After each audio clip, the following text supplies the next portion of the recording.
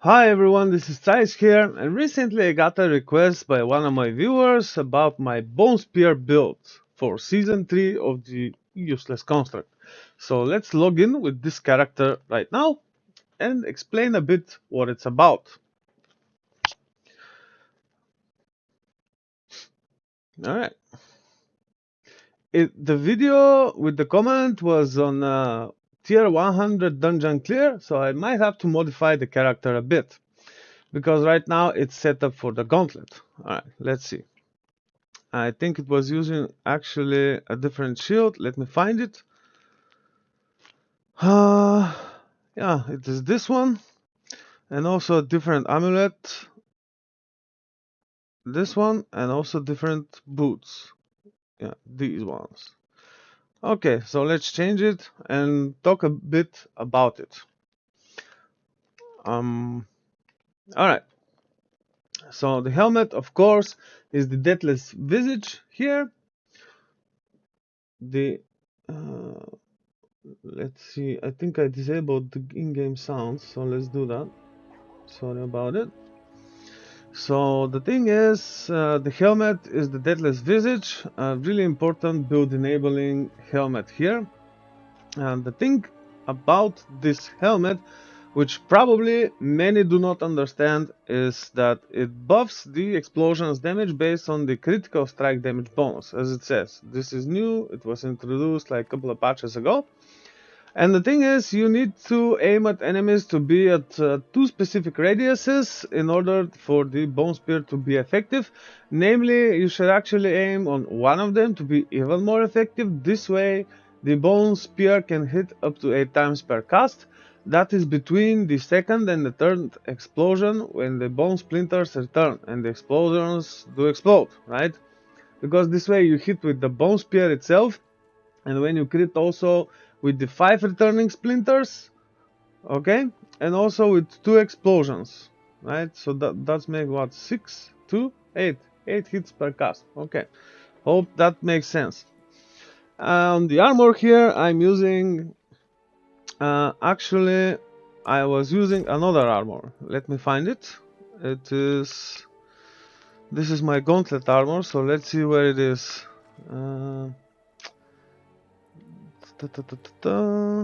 Let's see. Yeah, it is, I think, this one. Okay, so let's use this one. Here it's total armor, maximum life, damage reduction from close, and also the Juggernaut. I'm using the Juggernaut because I need more than the armor cap, so I can also play armor breaker suffix. Okay, if not, you can use something else. Feel free to do so. On the gloves I have here, actually those were not the gloves I was using back then, but these will do. Let me see if I can find them right now. Okay, Bone Spear, yeah, that's the one with the damage. Okay, these are my gauntlet gloves. So we need critical strike chance here, damage with critical strike with bone skills, also chance to restore resource. And of course the core skill Bone Spear. I'm using Serration here. I'm using Serration here because it's drop only usually, but this season it's also in the codex. But that's because such kind of gloves are relatively easy to find compared to like if you want to place it on the amulet. I'm here using Thibault's Will, but in that dungeon I was using these defensive pants here. So let's equip. Okay. Oh, where did it go? Okay, this one. I put it back again? What the fuck, man? So distracted today, maybe, or something. I don't know. Okay, there's this. Well, this will also do, I guess. Right. The important thing is to actually have similar stats to, like, on the chest piece. Total armor, life damage reduction, and damage reduction from close. Actually, wait, where did it go, this pair of pants? Maybe it's this one? No, these are for the blood guy. Maybe they went up here. Yeah, that's the one. Anyway, yeah, it's, you can see it's pretty much similar. Um, but the one that I'm using right now is kind of better, right? Okay, so we can have like also damage reduction from distant here instead of the total armor, because you can see the armor is quite a lot. We don't need that much. We need like 13.5k armor to be effective on tier 100s, and in fact I would not advise running tier 100s. I would advise to run like 90 or something, because the yeah, path of fix I'll update it. Okay. Alright, so where I was going with this is that the rewards from tier 90s are pretty much the same, the monsters are weaker, and the clear is faster, so why bother, right? Anyway, I'm using here the protecting aspect, so when I get a lot of damage, I get this immunity bubble and all that, and this will be more effective in Season 4, I think, because we will not have the elixir of death evasion. Finally, it's gonna be true hardcore. We can actually die in this game now. Wow, alright. Okay, moving on here to the boots. I'm using the boots with +2 evade charges. This is really useful, especially if you want to escape certain enemies, because usually enemies are too fast. That's why I also use the Crepify. We'll get there when I get to the skills. And also movement speed, dodge chance here, essence cost reduction, and also points to tendrils. That's really good. I'm using here the aspect of slaughter to increase my movement speed, right?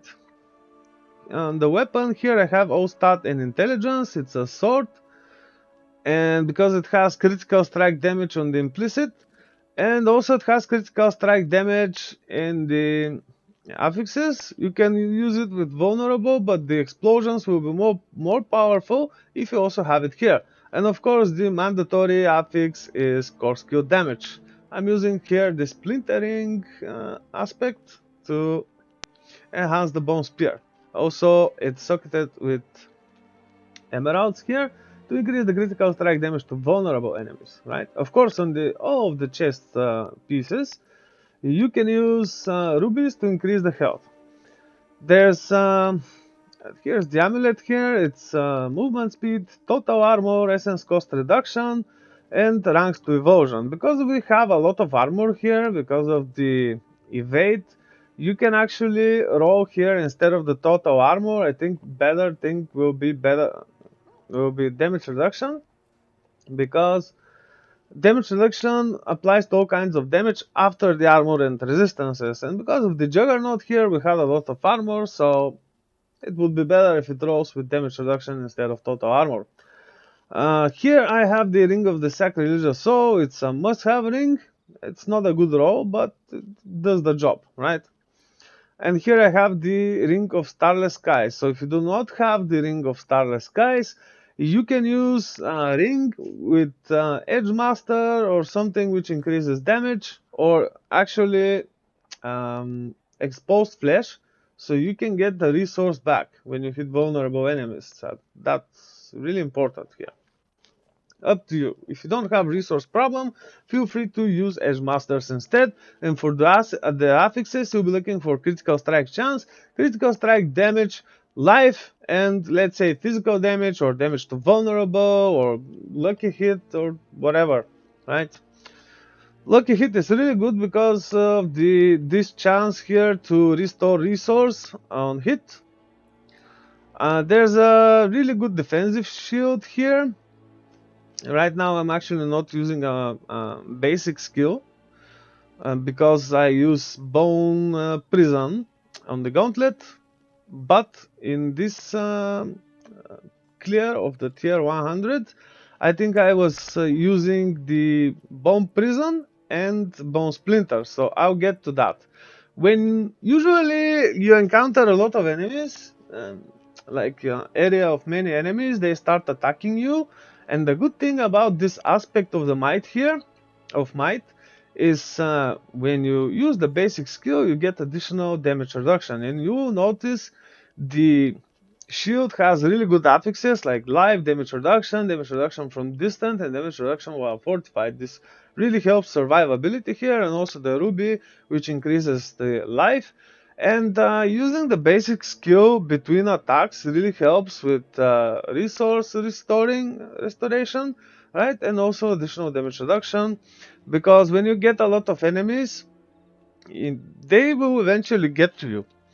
And the point here about good mobility and good damage reduction, sometimes it might not help, so that's why I'm actually using this aspect here. You can also use the this one, right, protecting on the shield, depending on your need, depending on what you want to imprint. So one more key point here is that the Juggernaut aspect provides more armor on the higher item power item. So you might want to imprint it like on depending on the chest or the pants or the shield, depending on which is higher item power, right? So why do I have so much damage reduction from close enemies, like on the here on the pants, on the chest? That's because no matter that Bone Spear is a ranged build, things might eventually get to you, and this is where the dangerous things begin. Like, it's really the most dangerous thing in this game, I think, is close enemies, especially if there's like too many of them. Even if you try to escape and all that, if you play on softcore and feel like not comfortable with this, you might want to use Blood Mist. I don't know, I just don't like the skill, it's not my thing. Like, why bother playing ranged build and just let enemies get close to you? But if this eventually happens, I could use Bone Prison or the Evade and just get out of there. I prefer to do it this way, right? Anyway, I'm moving here to the Book of the Dead now. I sacrifice Skirmishers to increase critical strike damage, obviously. I sacrifice here Cold to increase the damage to vulnerable enemies. If you have Essence problem, you might want to sacrifice the Shadow ones. And actually, in our case, the more Essence you have, the more damage you deliver. So that's why it's also important to have highest roll possible on the helmet to get more Essence. Also here for the golem, of course, I sacrificed the iron golem. Okay. Moving on to skills. Now, for that run, I actually use something different. I do not use the Bone Storm. Okay. I am using Bone Prison here with this point here, Ghastly Bone Prison, to actually get essence. And I am also using this one here to gain additional critical strike chance for 4 seconds, right? And how I'm playing this is with Bone Prison on this slot and also with Splinters on this slot. Right, there's one extra point. Let me see what I didn't do here. Probably it's this, yeah. So let's go over the skills. Skills are, of course, Bone Splinters, the basic skill. This is very useful when you get close enemies to actually boost your critical strike chance and damage reduction because of the aspect of might on the shield, okay? That's where this skill is useful. If shit goes wrong, just remember to use the basic skill and also immediately, if possible, Corpse Tendrils, okay?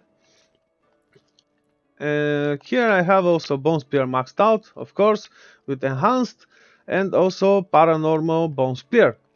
Hewitt Flash, nothing to Corpse Explosion here, because I get it from the ring, right? So no need, it's only to consume corpses.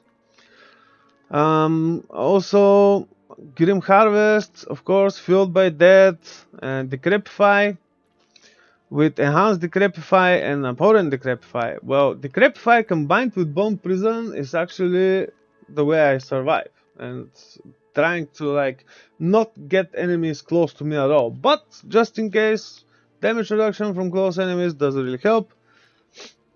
like I said before, Death's approach here, it used to be Death's reach with more damage, but now it's with more movement speed. Of course, Corpse Tendrils with enhanced and plagued.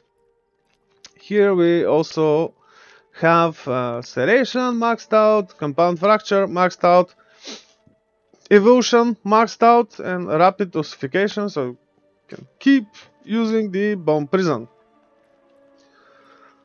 Also having Inspiring Leader here maxed out, Standalone maxed out.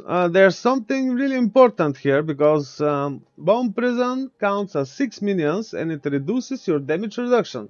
So make sure to use wisely, like to keep enemies away, or if shit goes wrong, like if they get too close to you, and trap them and move to the side so you can keep shooting at them, alright? And they will also be vulnerable, so even the first hit you deliver to them will be more powerful than usual. You don't really have to wait for the returning splinters to make them vulnerable anymore, it just prolongs this vulnerability, okay? Because of the aspect on the weapon. And there's here Memento Mori, of course, to boost the sacrifices bonuses, and also, of course, Ossified Essence. This, with the aspect of Serration, is how we increase the damage, how we scale it. The more essence, the better, because it also deals more damage the more essence you have, and also more critical strike damage, of course. So I guess that covers the skills. Excuse me. Let's move on to the Paragon here. So on the first board, I have Corporeal. It's really good. It boosts these nodes, the blue ones, and also more damage, right? I'm moving on here to Bone Graft. Initially, while you level, if you for some reason decide to level with Bone, which I would not advise, I would recommend Blood. It's much faster, but it's up to you. You can also use these nodes here until you solve the resource problem, but there's aspects to do that, like Exposed Flesh, for example, or the one which we get in this dungeon, where it is Black Asylum. It's increases the essence regen. Let me see how it was called because I forgot now. Well, resource. I didn't do it here, obviously. Okay, it's this one, Aspect of Torment. Okay, so we can use that. It really helps. So, I forgot to mention here on the rings I have armor because of the gauntlet, but what you should do is max out resistances. So you can see in my case, lightning resistance and cold resistance, I need more of these. So do that here with Emerald and Topaz, Sapphire and Topaz, okay? Sorry. So let's get back to the Paragon, alright? In fact, actually about the rings, you need one with shadow resistance here. Only ring with shadow resistance. That's important because you can get poison and shadow here, and also on the Paragon, you don't have to worry about those resistances, right? That's a really important thing. Okay, let's move on. Sorry about this. And okay, so we have Bone Graft here. Of course, get the legendary node, all the damage, all the armor. You can also get here more armor if you don't have good Juggernaut, if you don't reach the cap of 85% damage reduction from physical by armor, right? And there's this here, Amplify. It doesn't matter if you use Amplify here or here, but I would prefer to use it on the second glyph here. Second glyph slot, because it's conditional and it's better to improve the base damage first. You can also use Sacrificial in case you're not using Bone Prison and in case you are using Bone Storm instead, okay? If that makes sense, it will produce pretty much the same result. And then I move here to the right, and this board is Scent of Death. Get all the damage, get here shadow resistance, life, damage, and here I have exhumation, right? I am not using Corporeal here to improve the armor because of Juggernaut, okay? Hope it makes sense. Usually I would use something which boosts the magic nodes here to get more armor, but now with Juggernaut we do not need to do this, okay? And there's also this here. If you have more armor problems, right, you can get it. These two, like go up from here, like this, damage to injured, armor, armor and damage to injured, and then more armor. Okay, moving on. Here I have the bloodbath, I think, yeah, bloodbath, but I didn't take it.